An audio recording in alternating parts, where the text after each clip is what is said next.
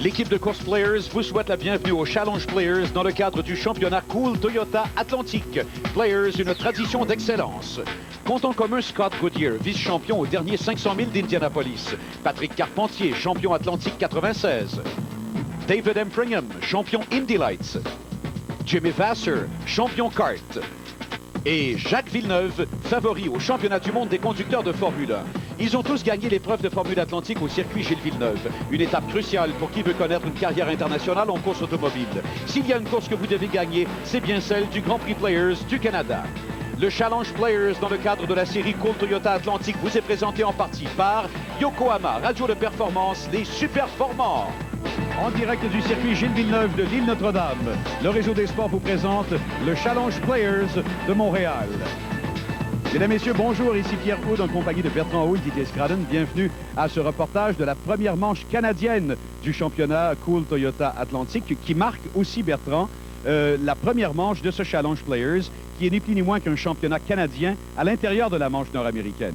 Et c'est une série richement dotée, Pierre. 60 000 $ américains seront versés aux 15 premiers à l'issue des 4 courses canadiennes.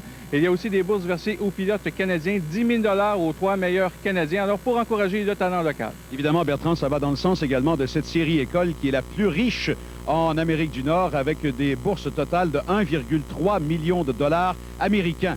On parle d'Américains, mais c'est un Québécois qui est en tête du championnat présentement après 4 épreuves. On parle d'Alexandre Taliani. Taliani qui était ici l'an passé dans une écurie moins bonne que l'écurie Players pour laquelle il pilote cette année. Il n'avait pas terminé cette épreuve, alors donc il a une belle revanche à prendre. Et son coéquipier Bertrand Godin, lui, a sa première présence. C'est bizarre pour un pilote québécois, mais on sait qu'il a couru en France. Donc première présence ici à Montréal. Il a le couteau entre les dents parce qu'il doit rattraper un peu au championnat. Et il a réussi tout un exploit, Bertrand Godin. Non seulement a-t-il obtenu la pole position, mais il a aussi fracassé le record de piste du circuit Gilles Villeneuve. Dès les premiers tours de roue vendredi, il a été le plus rapide. En après-midi, il a réussi la pole. Il se dirige vers la grille en compagnie de Didier Scradden. Et messieurs, Bertrand a très bien fait. Il est en pole position. Et la foule a déjà commencé à réagir. Bertrand, pour une première fois sur la piste, quelle performance! Ah, je suis vraiment content. On s'est pratiqué à Grand Prix 2 et puis pour toute l'équipe Players, mais c'est fantastique. C'est certainement encourageant la réaction des gens qu'on voit présentement, mais est-ce que ça rend son pilote nerveux ou au contraire, ça l'aide? Ah, c'est une bonne pression. J'aime autant avoir la pression de la pole position que la 10e place. Ça fait longtemps qu'on l'espérait et l'importance de cette course pour Bertrand. Ah, c'est sûr que pour moi, c'est vraiment une belle opportunité qui se présente à nous aujourd'hui. Je crois que je vais savourer chaque tour de piste. On se rappelle de ce tour de qualification, Bertrand? Oui, oui, complètement. J'avais le couteau entre les dents et puis je me suis donné à fond avec la voiture que j'avais. L'équipe Players m'avait préparé une super voiture et je leur en remercie. On y va pour les honneurs, c'est certain. Il ne faut pas oublier l'argent qui vient avec ça. Le Challenge Players, c'est important. Ah, complètement. J'aime autant l'avoir dans les poches que ce soit un autre. Et il y en a d'autres, bien sûr, qui ont été intéressés par ces sommes d'argent fort importantes. Parmi ceux-là, 3 Québécois que voici. Bonjour, mon nom est Marc-Antoine Camiran. J'ai commencé en karting il y a maintenant 10 ans et j'ai enchaîné ensuite en Formule 1600 dont j'ai fait 2 ans. J'ai terminé 10e au championnat et cette année, je suis en Formule Atlantique pour le Grand Prix de Montréal et j'aimerais remercier de nombreux commanditaires, Karting Points du Lac, Chemcraft et en grosse partie mon père, les productions de carrossiers. Bonjour, mon nom est Carole Soucy, je viens de Sept-Îles où j'administre une compagnie d'hélicoptères qui m'appartient avec 2 de mes copains. J'avais le goût de la compétition. J'ai fait des compétitions en motoneige durant une vingtaine d'années avant de commencer des courses en 1600 cc dans l'automobile au mois de septembre l'année dernière. Ça m'a donné la piqûre de faire des essais en Atlantique. On a décidé de s'acheter une Formule Atlantique avec mes 2 copains qui sont avec moi dans la compagnie d'hélicoptères.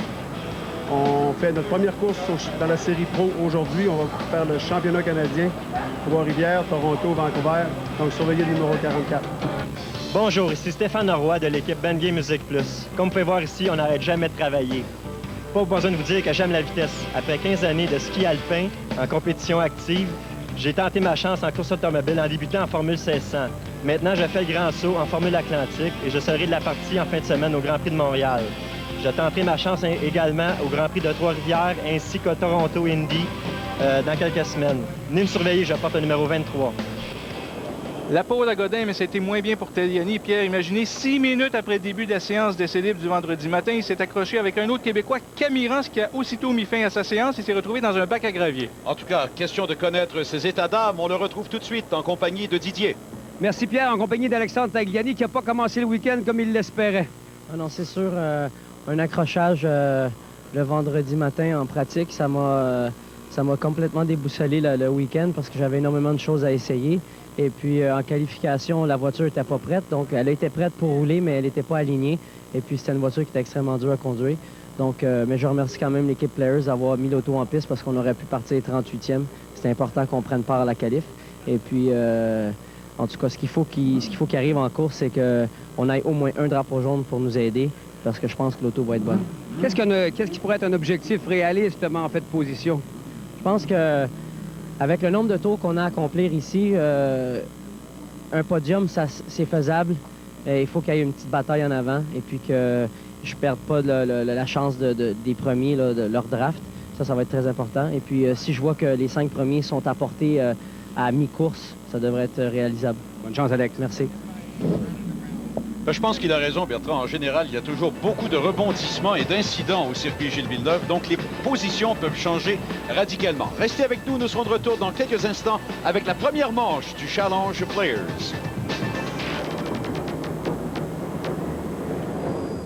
Nous sommes de retour au circuit Gilles Villeneuve de l'île Notre-Dame pour la première manche du Challenge Players, 5e de 12 épreuves du championnat nord-américain Cool Toyota Atlantique. Les voitures sont déjà installées sur la grille de départ. Les conditions sont superbes. Beau soleil, mais ce n'est pas trop chaud. Il n'est pas étonnant que cette série-là soit aussi populaire chez nous, Bertrand, avec non seulement ceux qui gagnent au circuit Gilles Villeneuve, mais ceux qui sont aussi champions de cette série Cool Toyota Atlantique. Carpentier, M-Premium 2 fois. Il y a aussi d'autres grands pilotes canadiens qui ont connu de belles années de gloire. Goodyear, Villeneuve, l'oncle, Gilles Villeneuve et Bill Brack au milieu des années 70. Voilà donc les voitures qui s'apprêtent à être lancées pour le tour de formation. Il y en aura 2 au total, comme c'est le cas habituellement. Et voilà, donc les voitures qui sont lancées, c'est Bertrand Godin qui va lui-même transporter le train de voitures pour 2 tours du circuit Gilles Villeneuve avant d'y revenir pour un départ arrêté. Oui, il y a 39 voitures sur la grille. Imaginez, Pierre, il y en avait 27 seulement en 95. Alors encore là, autre preuve de la belle santé de cette série. Voilà une superbe image du haut désert de cette série de virages tout de suite après la ligne de départ arrivée. Pole position, on vous l'a dit, record du circuit, rien de moins pour Bertrand Godin, dont on a l'impression que c'est la véritable grande entrée en matière cette saison. À ses côtés, son compatriote de Burlington en Ontario, Kenny Wheldon, beaucoup d'expérience au circuit Gilles Villeneuve, mais un très mauvais souvenir en 1993. Claude Bourbonnais cale le moteur à la pole position. Kenny Wheldon ne peut l'éviter. Il y a collision violente, mais heureusement, c'est le côté gauche de la voiture surtout qui a été touché. Wheldon a réussi à ressortir indemne de cet accident. Case Montgomery se retrouve en 2e ligne. Évidemment, un pilote d'expérience ultra rapide, tout comme Tony Harvey, qu'on a vu faire une entrée en championnat l'an dernier de façon spectaculaire. Alex Barron, l'une des 2 voitures de l'écurie Lynx, certes l'un des favoris au championnat, et un jeune pilote portugais qu'on a vu ultra rapide depuis le début de la saison, João Barbosa. Jared Schrader, lui, il a presque gagné l'an dernier avant d'avoir cédé la position de tête à Patrick Carpentier. Et Eric Lang, pilote de New York, vétéran pilote de 34 ans qui sera à ses côtés. Anthony Lazzaro, toujours à surveiller. Lazzaro un peu loin cependant à la grille de départ. Et Steve Knapp qui se retrouve à ses côtés, qui nous a donné beaucoup d'actions ici depuis le début de la saison, dont la course à Milwaukee. Cam Binder, 26 ans, le pilote de Calgary en Alberta qui revient à nouveau cette année. Et Robert Solenskog, on retrouve en 6e ligne également. Alors on l'a dit, Alexandre Tagliani, toutes sortes d'ennuis au cours du week-end. Ça explique cette 13e position aux qualifications. C'est pas beaucoup mieux pour Memo Gidley, Bertrand. Oui, il a eu des ennuis de boîte. Il n'a fait que quelques tours en qualification. Michael David, Ted Saley sont là en 8e ligne. En 9e ligne, c'est Joe Sposato et John Brooks. Léo Parente, David Pook, très loin en 20e en qualif pour Pook. Mark Tague et Bob Siska formeront la 11e ligne. La 12e, Sergei Sortika et Frank Hollers. 13e ligne, Carole Soucy, donc notre sympathique pilote d'hélicoptère, et David Cutler qui sera à ses côtés. On retrouvera par la suite Marcello Gaffolio, George Frazier, Jimmy Poliese, Buddy Brondo, Marc-Antoine Camiran et Eric Jensen en 16e ligne. Et Marc-Antoine Camiran qui a été le grand vainqueur d'une superbe course très relevée en Formule 1600. Et il a aussi, bien sûr, reçu la coupe des mains de Greg Moore et un joli montant d'argent fourni par le Grand Prix Players du Canada. On peut noter que Chuck West est très loin sur la grille. Pourquoi? Il s'est accroché avec Knapp à la 2e minute des qualifications. Alors, ça explique sa mauvaise position. Alors voilà donc le tour de formation qui sera bientôt complété. Le voilà, le circuit Gilles Villeneuve-Bertrand. Au moins 3 endroits où on peut choisir de dépasser. Oui, virage 1, 10 et 13 où on arrive très rapidement. Il y a des freinages appuyés. Il y a beaucoup de tentatives de dépassement. Rappelons le classement au championnat des pilotes après 4 épreuves. C'est extrêmement serré. C'est toujours mené par Alexandre Tagliani. Oui, Didier. Dans les pilotes avant même qu'on donne le départ, Joao Barbosa, malheureusement, des problèmes, semble-t-il, électrique. On est en train de regarder du côté des bougies très rapidement. On a enlevé le capot, on travaille avec frénésie et on comprend pourquoi. Il aura peut-être une chance de partir à la queue du peloton si bien sûr on réussit à trouver le problème, qui semble être d'ordre électronique. Son moteur passablement rauque que celui du moteur Toyota de Joao Barbosa. De retour à vous, messieurs. Ben merci Didier, mais c'est une bien mauvaise nouvelle en même temps, Bertrand. Il y aura donc un trou énorme à l'avant du peloton à l'amorce de cette épreuve. Vous l'apercevez d'ailleurs, cet espace libre, lors de la formation à la gauche derrière Tony Harvey. Record en course, Patrick Carpentier en 1996. Ça avait été une course spectaculaire, belle lutte entre lui et son coéquipier Jared Schrader. J'ai l'impression qu'on aura encore tout un spectacle à vous offrir encore cette année. Voilà le blanc qui est donné en fond de grille. Tout est complet de ce côté. On passe au rouge. Surveillez le vert qui est donné et on roule au circuit Gilles Villeneuve. Et attention, dès le départ, Alexandre Tagliani qui veut tout de suite améliorer sa position et Godin qui reçoit la lutte de Montgomery qui va réussir à lui voler l'intérieur. Et Godin qui est aux prises avec Tony Harvey maintenant. Harvey qui va réussir à vraisemblablement passer deuxième. Tagliani, très large sortie de piste et ça va lui donner à peu près la 20e position à ce moment-ci. Oh, que de rebondissement dès le lancement de cette épreuve du circuit Gilles Villeneuve. Alors donc c'est Montgomery, Harvey, Godin, Wilden, Alex Barron et Jared Schrader qui sont là.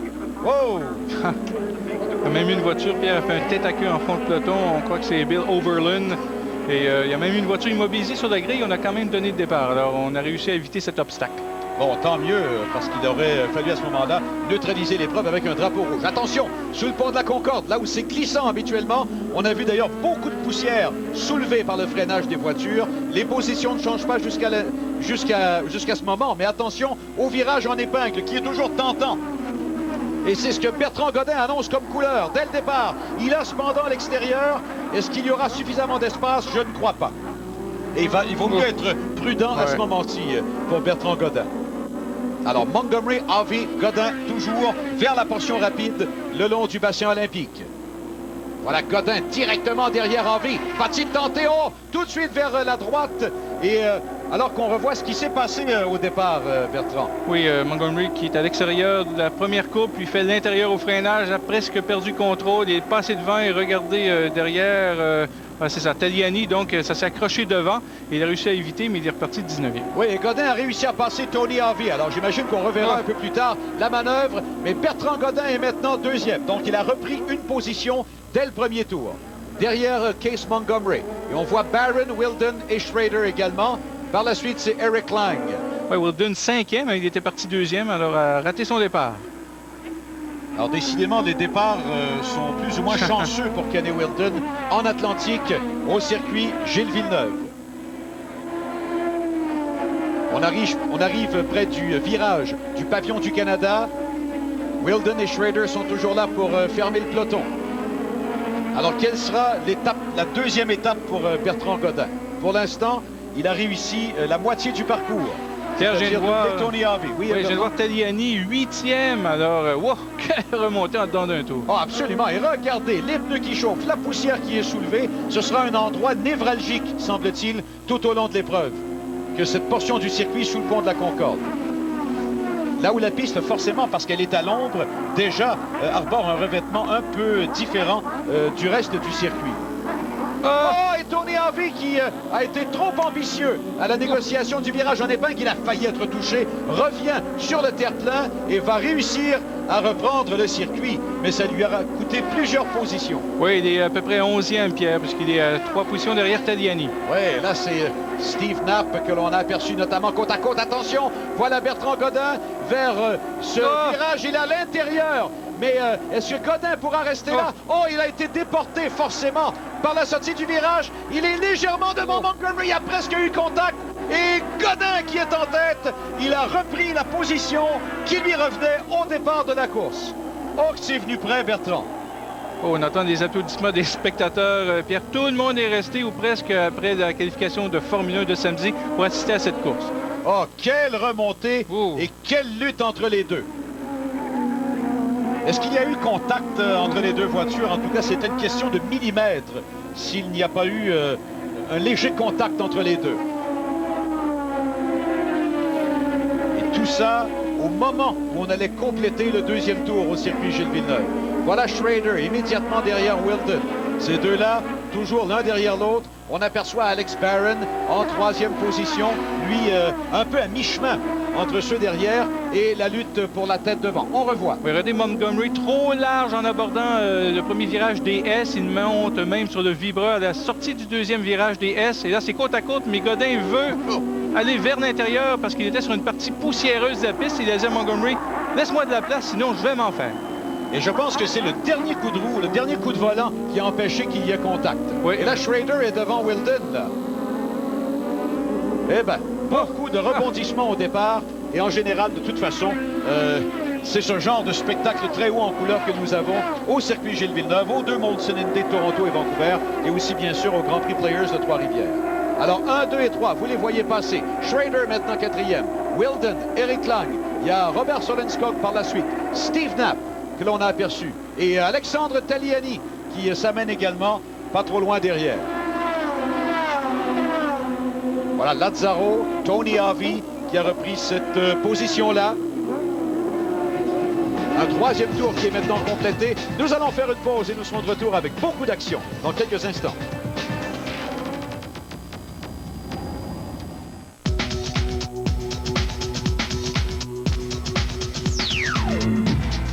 Players a toujours su encourager le talent des jeunes pilotes canadiens en leur offrant la chance de s'illustrer dans l'un des championnats les plus disputés qui soient, la Formule Atlantique. Players crée au début des années 70 le Challenge Players, un championnat canadien intégré au championnat officiel. Les courses se déroulent sur les circuits les plus exigeants du pays. Westwood, en Colombie-Britannique. Gimli, au Manitoba. Mosport, en Ontario. Mont-Tremblant et Trois-Rivières, au Québec. Et Shubenacadie, en Nouvelle-Écosse. La tradition se poursuit cette saison avec le retour du Challenge Players, dont la première épreuve est disputée aujourd'hui dans le cadre du prestigieux Grand Prix Players du Canada.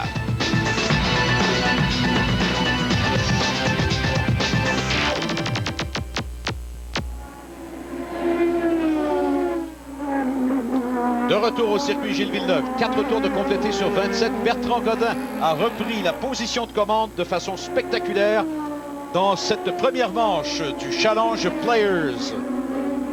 Il y a de belles luttes également à observer. Ça, c'est Chalk West, Bertrand, qui orchestre une remontée. West qui est parti, on se rappellera extrêmement loin. Il est parti 37e.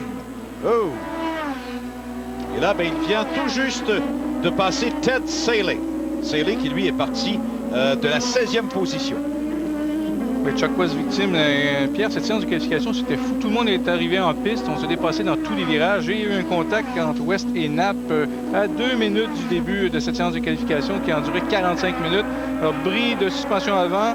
Il est allé au puits directement. Alors, il n'a eu que quelques tours pour faire son temps de qualification. Alors, il est 17e maintenant. Bertrand Godin qui, petit à petit, se détache de Case Montgomery qui, lui, je ne sais pas s'il ralentit un peu, mais il a Alex Barron immédiatement derrière. Et on voit que Montgomery est un peu gêné là, par la présence ultra rapide de Barron derrière lui. Et on voit un petit peu en repli par la suite Jarrett Schrader. au virage Senna, les voitures qui vont revenir le long du fleuve Saint-Laurent avant d'amorcer le virage que l'on a surnommé le virage Jabouille. Évidemment, après cet accident terrible dont avait été victime Jean-Pierre Jabouille lors de la 2e édition du Grand Prix Players du Canada sur les circuits Gilles Villeneuve. Au pavillon du Canada maintenant, on a vu légère dérobade de la voiture de Case Montgomery. Godin, pour l'instant, pas inquiété en tête. Il y en a un autre qui est inquiet, je pense, Didier. Tony Harvey dans les puits de ravitaillement, messieurs. On a vu la crevaison est très importante. Pour dire qu'il reste à peu près plus de pneus sur la voiture. Un temps précieux perdu, bien sûr, à changer cette roue. Pour lui, disons que c'est fini. Il retournera en piste, peut-être pour la gloire. Tony Harvey qui s'attendait à de très bons résultats ici pour lui avoir parlé avant le début de la course. Il était fort confiant d'aller chercher tout au moins un podium aujourd'hui. De retour à vous. Oui, mais ce sera très coûteux. Merci Didier. Peut-être petite correction, Bertrand, c'était bien en 80, Jean-Pierre Jabouille, et non en 79. Donc c'était la 3e édition du Grand Prix de F1 sur le circuit. Tiens, qu'est-ce que c'est que ça? Steve Knapp avec l'aileron avant replié. Moi, j'ai l'impression que ça va commander un drapeau noir, non? Attendons voir, parce que ça peut devenir dangereux si la pièce se détache. Ben, parlant du circuit Gilles Villeneuve, ça nous rappelle des souvenirs, n'est-ce pas, Bertrand? Oui, Gilles qui a eu son aileron avant dans cette situation avait un peu secoué sa voiture pour s'en débarrasser avant de recevoir un drapeau noir. Et là, Knapp se fait dépasser, évidemment. Il a moins d'appui aérodynamique. Oui, c'est Solenskog. Tient moins bien, oui. Solenskog a été prévoyant. Il a tout vu ça. Et là, on voit derrière, regardez, derrière Knapp, Lazzaro. Il y a Kidley qui est là, notamment. Et il y a aussi Michael David, plutôt. Oh! Alors, soudainement, le petit ennui de Knapp a resserré toute cette portion de la lutte. Là, il a glissé. Il a déjà perdu 2 places. Complètement replié à 90 degrés. Bon, et on a vu Kidley devoir sauter sur les freins pour éviter Steve Knapp. Oui, Knapp, c'était drôle, Pierre. Après son accrochage en qualification avec West, il a terminé dans le bac à gravier au virage 10. Il voulait qu'on le pousse, mais il était embourbé dans ce bac à gravier. Il est resté dans sa voiture lorsqu'on a soulevé sa voiture pour la dégager. Vous n'avez rien que savoir. C'était assez drôle à voir.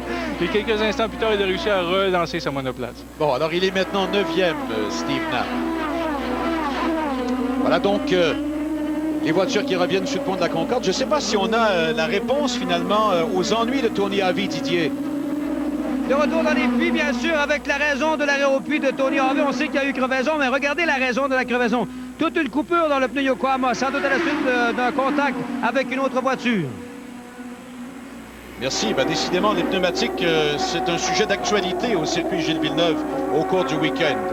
Il n'y a pas que des ennuis en Atlantique, il y en a eu tellement en Formule 1 jusqu'à maintenant. Alors Montgomery toujours aux prises avec Alex Barron et Jared Schrader maintenant. On a l'impression que Montgomery réussit pour l'instant à peine à retenir les 2 autres derrière lui. On a un rapport des puits, Pierre, qui nous dit que Harvey, ça aurait été un accrochage avec Knapp, ce qui expliquerait l'aileron avant de Knapp. C'était une bataille pour la 8e place. Il y aurait eu collision contact entre les 2. Oui, bon alors, et ça aurait pu être beaucoup plus grave, en tout cas, surtout pour Steve Knapp qui a réussi à rester en piste jusqu'à maintenant. Alors, toujours la lutte pour la 2e position, et qui en profite? Ben, c'est Bertrand Godin, évidemment, qu'on a complètement vu disparaître devant. Et là, on voit la reprise d'un incident qui a impliqué Sposato et Frank Hollers. Et on nous dit que Didier a des nouvelles pour nous. Alors Alexandre Tagliani, messieurs, vient tout juste de faire un passage dans les puits de ravitaillement. Son mécano nous a prévenu que, semble-t-il, il n'a plus de frein, ou à peu près plus de frein. J'ai l'impression qu'en rentrant dans les puits, il s'est rendu compte qu'il restait encore un petit peu de pédale, et il est retourné en piste sans même s'arrêter au puits. Oh, quelle mauvaise nouvelle, Bertrand. Alexandre Tagliani, donc, aura connu un week-end vraiment difficile. On se rappellera qu'il y a eu ce contact entre lui et Camiran lors de la séance d'essais libres du vendredi matin.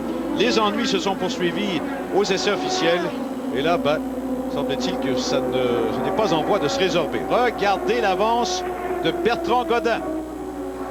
Et toujours Case Montgomery qui en a plein les bras avec Barron et Schrader. Il n'y a pas eu de tentative jusqu'à maintenant de la part de Barron. Je pensais bien qu'il l'aurait fait un peu plus tôt pour tenter de rejoindre Bertrand. Voici un coup d'œil à toutes les activités qui ont marqué le Grand Prix Players du Canada. Tout d'abord, ce spectaculaire concours d'arrêt au puits sur la rue Sainte-Catherine. C'est toujours très populaire à chaque année.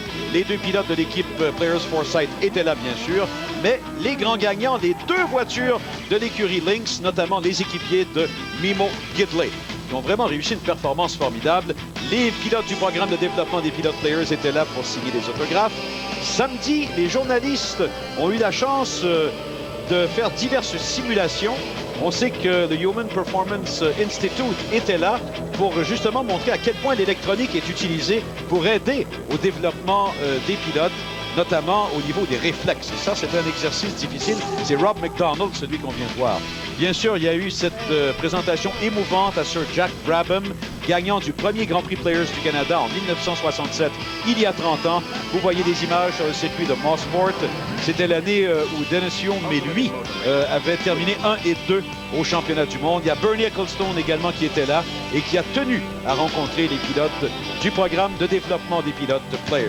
C'était quelques-unes des activités intéressantes en fin de semaine en marge du Grand Prix Players du Canada. Alors voilà le classement donc après 8 tours. Nous serons de retour dans quelques instants.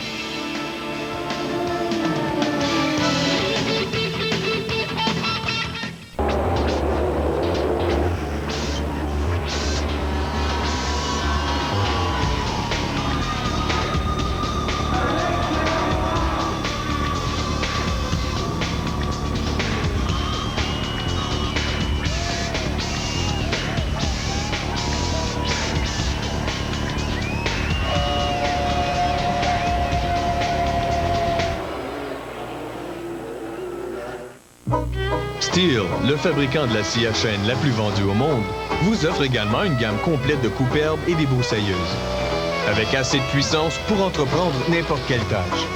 Il pourrait s'avérer l'outil le plus pratique que vous posséderez. Téléphone pour vous procurer vos billets pour le Grand Prix Players de Trois-Rivières, le premier week-end du mois d'août.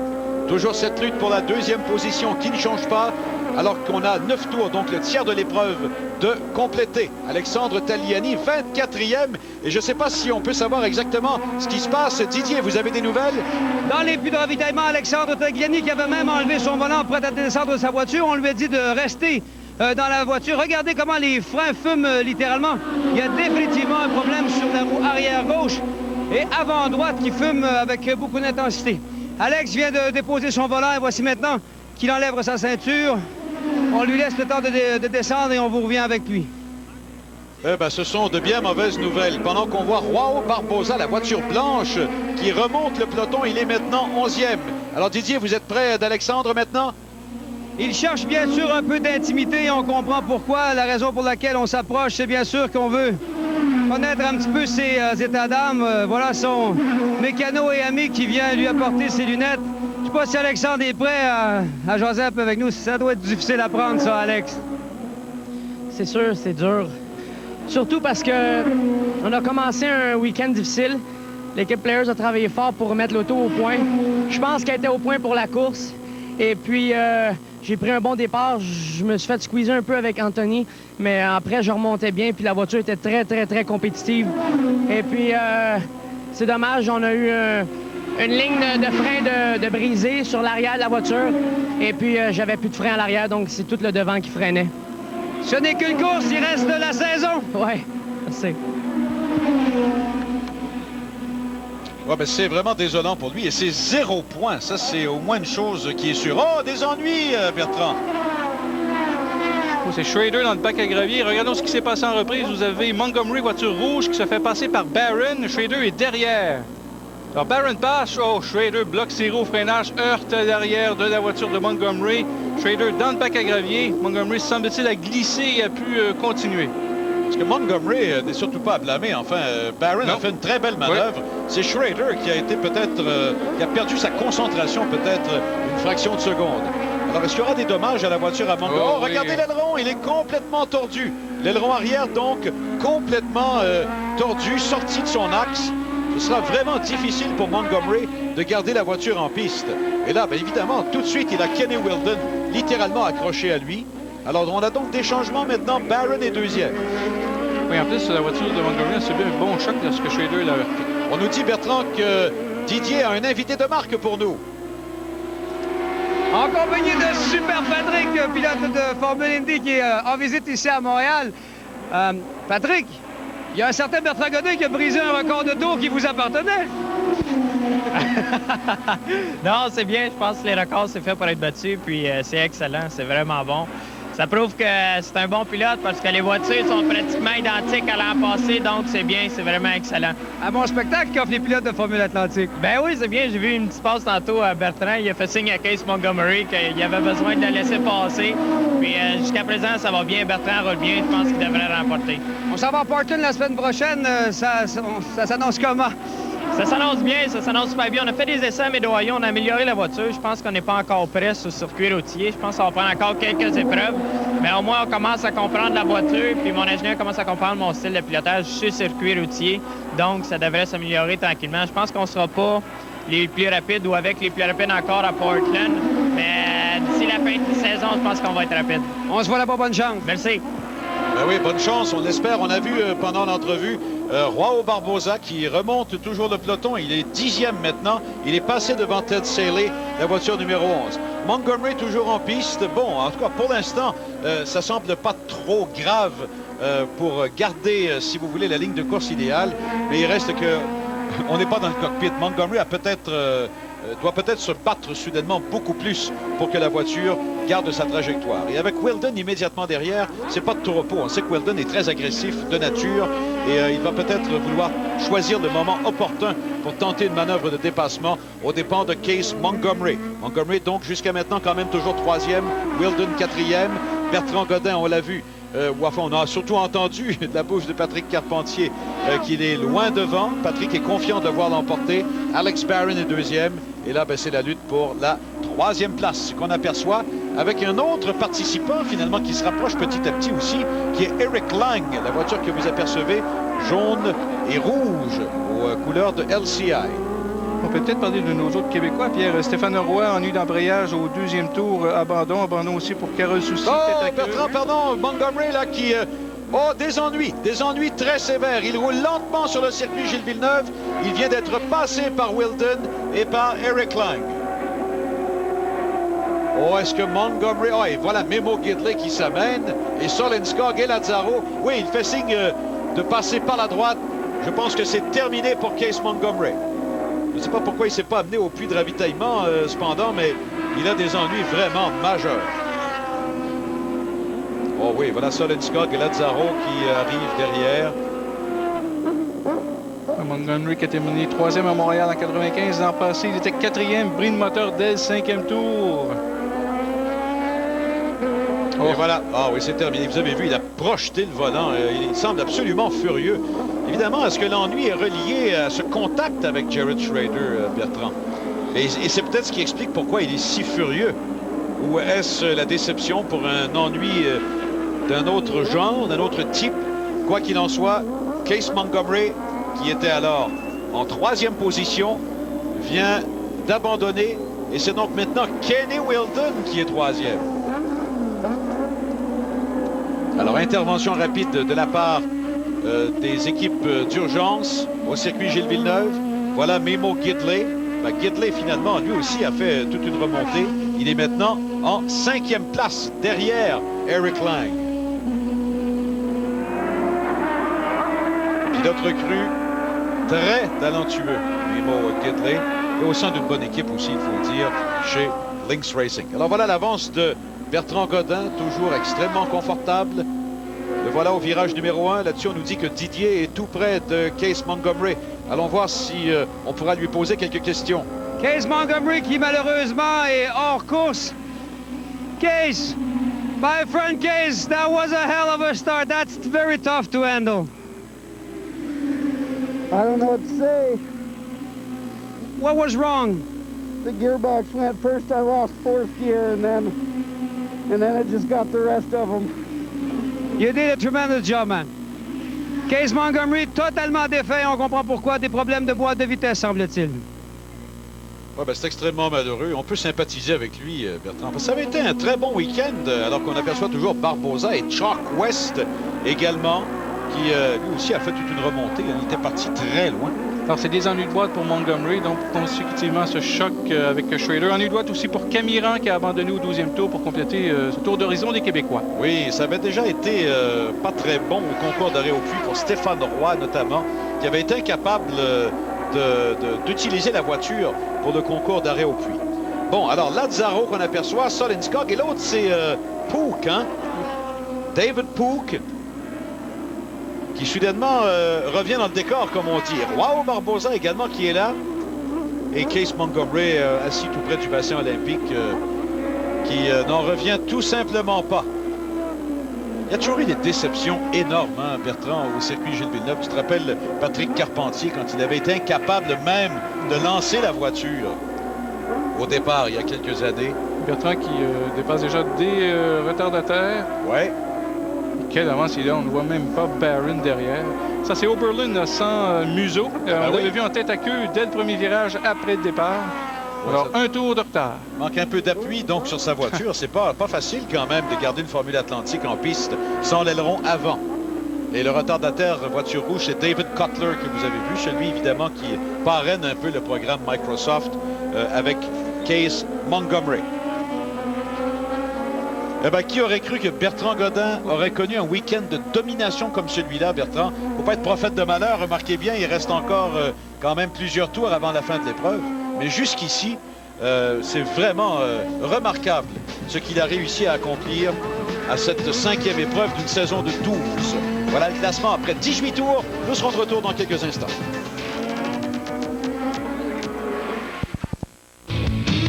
Voilà le classement donc après 19 des 27 tours. Il y a une superbe lutte que l'on voit se développer depuis plusieurs tours déjà. Joao Barbosa là, qui vient très largement vers la gauche pour tenter de doubler Anthony Lazzaro. Et il va réussir à garder sa position, mais Lazzaro a très bien négocié également la sortie du virage. Attention, côte à côte, on s'est presque touché. Le drapeau bleu le représenté. Il y a Pook également derrière aux prises avec Solenskog. Et Barbosa va réussir à passer Lazzaro. Et ça, c'est formidable. C'est pour la 7e position. Attention, il est sorti trop large. Ouais. Il a perdu... Lazzaro en a profité pour reprendre son bien. Oh, il y a West et Pook également que l'on aperçoit derrière.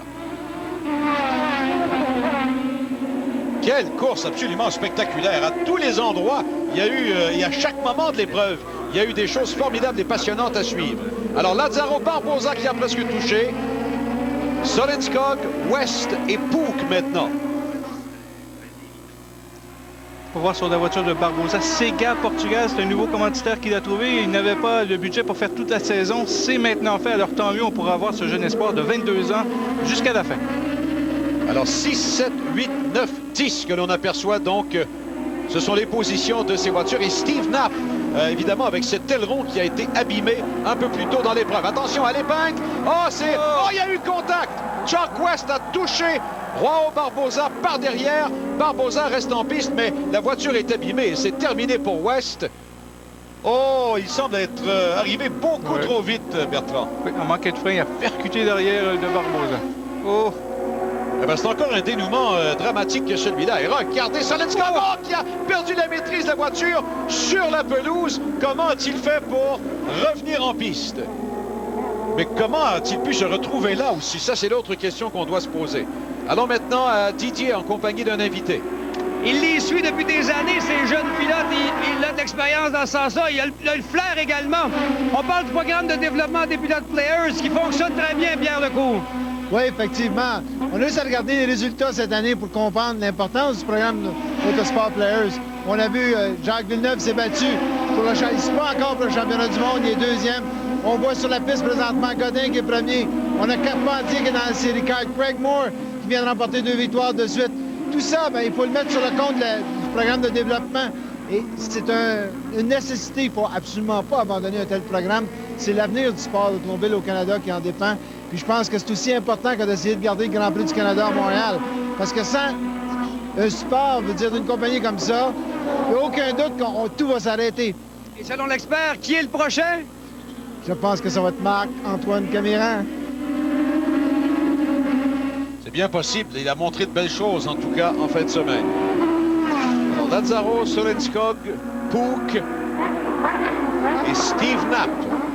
Il y a deux acteurs principaux de cette scène qui se retrouvent exclus. Et c'est vraiment, semble-t-il, en tout cas par la faute de Chuck West. Alors on travaille toujours bien sûr sur la voiture de Joao Barbosa, mais là ça devient un arrêt très long à un moment d'ailleurs où Barbosa avait réussi à revenir, il marquait des points s'il restait là jusqu'à la fin. Attention maintenant, c'est Steve Knapp qui s'amène vers la gauche de Pook. On a vu Solenskog également tenter de profiter du virage, mais Lazzaro a protégé sa position. Allons à Didier. Eh bien, incroyable mais vrai, mesdames, messieurs. On relance le moteur de la Ralter T41 de Joao Barbosa. On a changé la roue arrière. On a également travaillé un petit peu sur l'aileron, au moins ce qu'il en reste. Regardez que l'aileron avant est également touché. On a réattaché les ceintures de Joao. Et là, on travaille à la boîte de vitesse très rapidement. Il devrait être en mesure d'enclencher la première dans quelques secondes. Et on le renverra bien sûr en piste, semble-t-il. Voilà, Joao qui repart, mesdames, messieurs. Eh bien, on ne peut pas en tout cas reprocher à Barbosa et à son équipe de manquer de cran et de courage. Alors attention, Lazzaro qui retient vraiment les trois autres voitures derrière.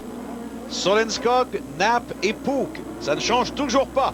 Et là, c'est Kenny Wilden qui a des ennuis. Wilden qui était sur le podium jusque-là, Bertrand. Il était troisième. Un autre malchanceux chronique à Montréal. Oh, Steve Knapp, qui a perdu le contrôle de la voiture, se retrouve dans les gravillons et en général, quand on est là, on y est coincé pour de bon. Oui, regardez, il fait patiner ses roues arrière dans le bac à gravier. Sa voiture cale, c'est terminé. Il faudra aller récupérer la voiture avec un petit tracteur.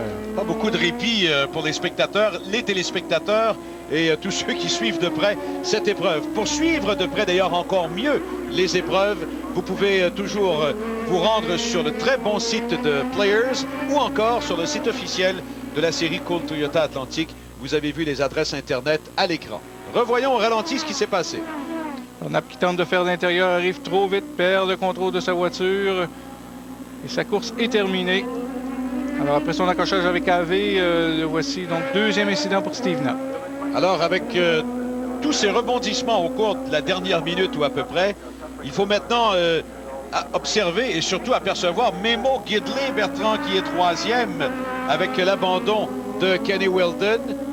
Et celui qu'on aperçoit, Anthony Lazzaro, se retrouve pour l'instant en 5e position derrière Eric Lang.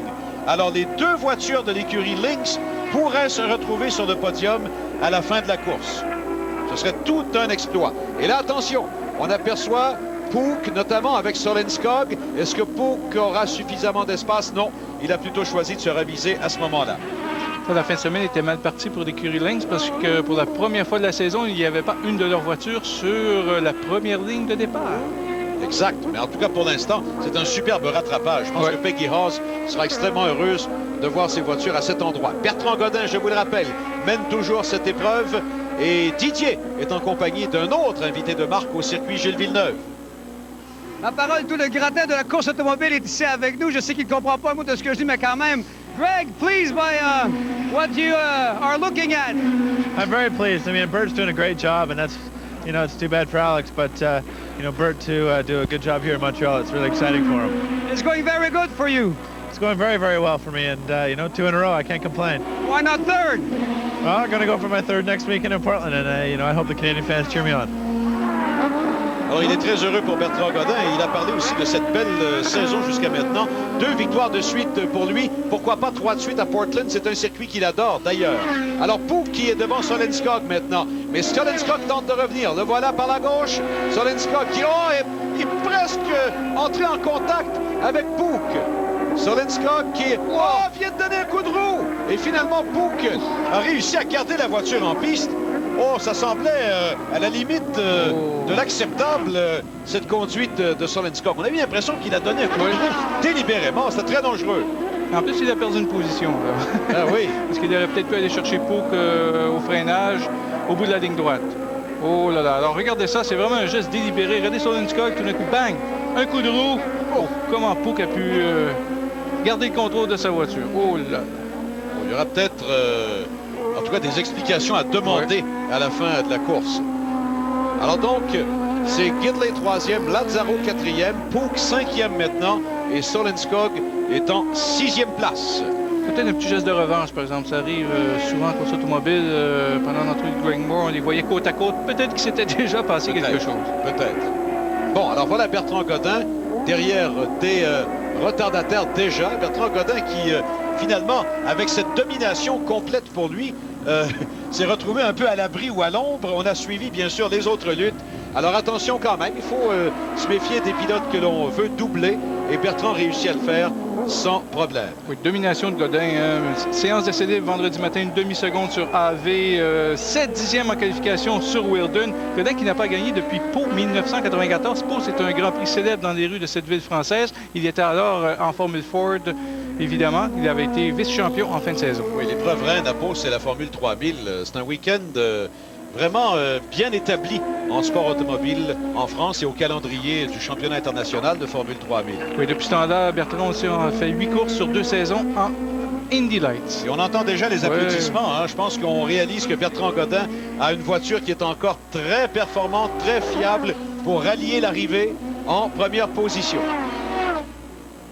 Eh bien, ça va marquer un tournant que cette épreuve du circuit Gilles Villeneuve, Bertrand. Non seulement pour le Challenge Players, puisque c'est la première de 4 manches, mais aussi pour le championnat Cool Toyota Atlantique.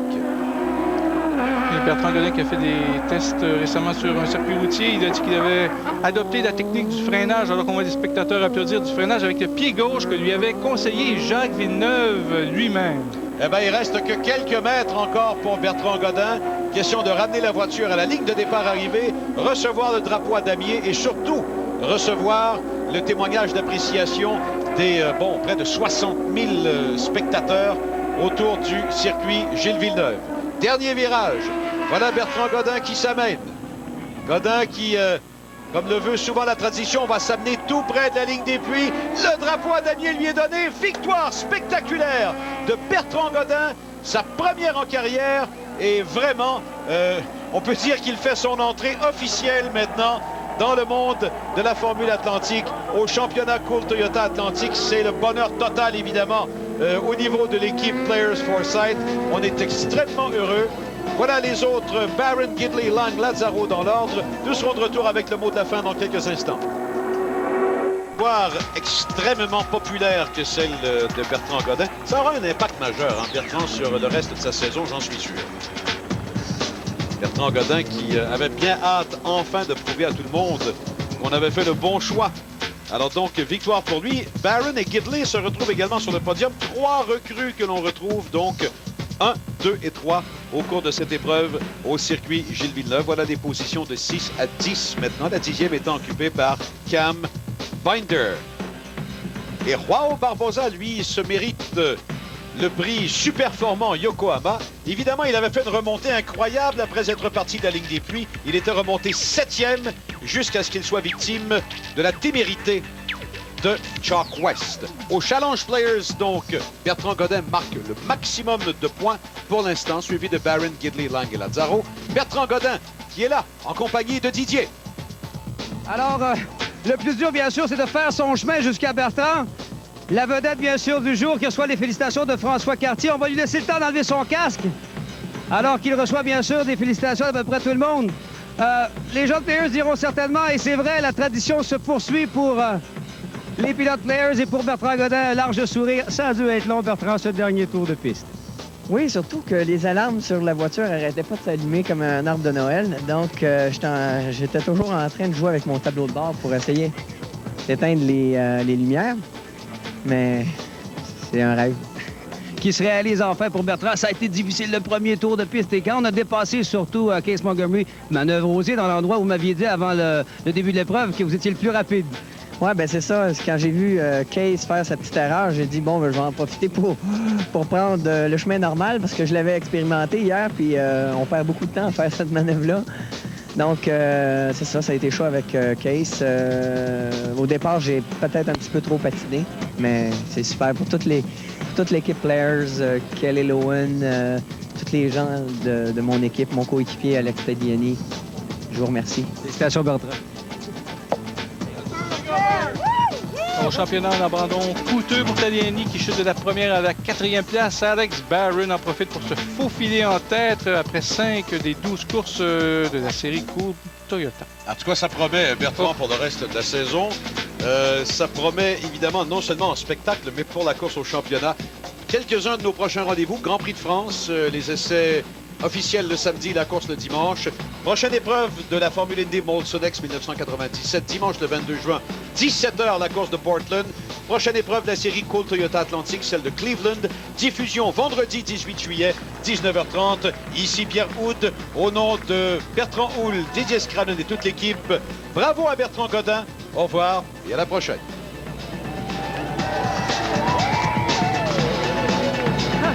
Échange avec